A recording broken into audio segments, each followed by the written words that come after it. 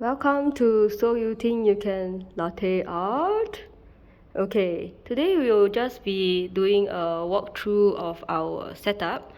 As you can see, this is our Bambino on the left and our grinder on the right, the Baratza Sette on the right.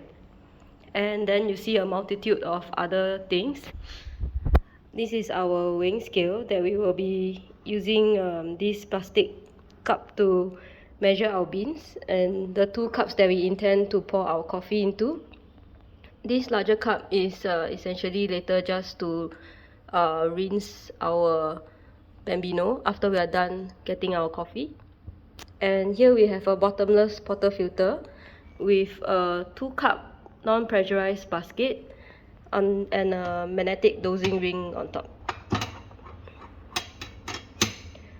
What we have here is a small glass container that has markings, also to collect our extracted coffee, and just some earplugs because it can get quite noisy. And we usually also have a wet microfiber cloth to clean our steam wand when we are done steaming our milk. So this is usually what we have here, along with, of course, our coffee beans that's on top here. Let's move on to the milk. So we move on to the next step, which is preparing our milk. Actually, when we do this, we are doing the setup at the coffee machine and the pouring of the milk concurrently.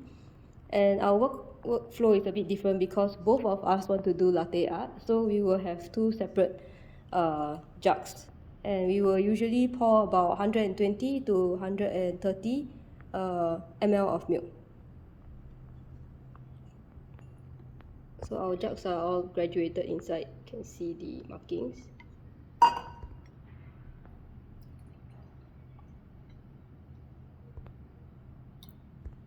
Then we will proceed to put this in our very crammed fridge to wait until we are done extracting our coffee and the milk will at least still be cold. And finally, the last station is the temping station.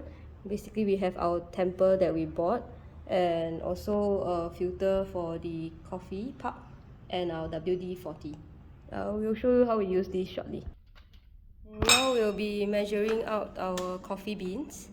It's also a good chance to take a look at your beans to see whether there are any stones. But of course, if it comes from a good roaster, you usually don't need to worry about such things.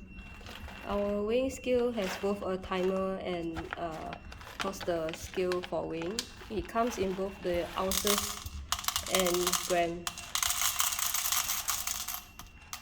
So for these beans, the last few times we did it, it's good around 17.8 to 18 grams, but lesser seems to be better. So we'll measure out 17.9, and usually for our grinder there will be about 0.1 retention.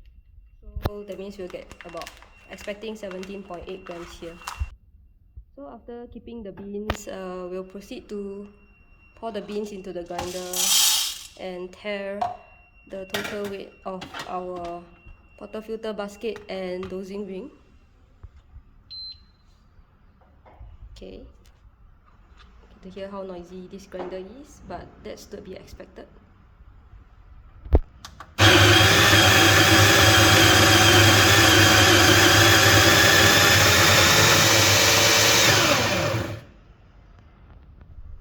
We are grinding grind size 10 for this particular set of beans. Oh, 18 grams, but okay, that will still do.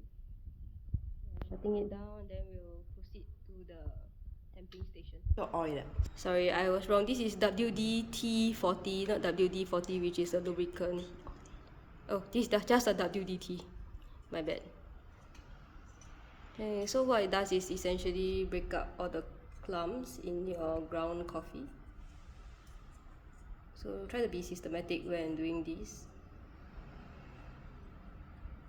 Previously, if you watch our other videos, we used a distributor, but we have since stopped using that. So instead, we have just using the WD-T to break up the clumps, and then we Basically hit it hard on our rubber mat, and then we proceed to temp.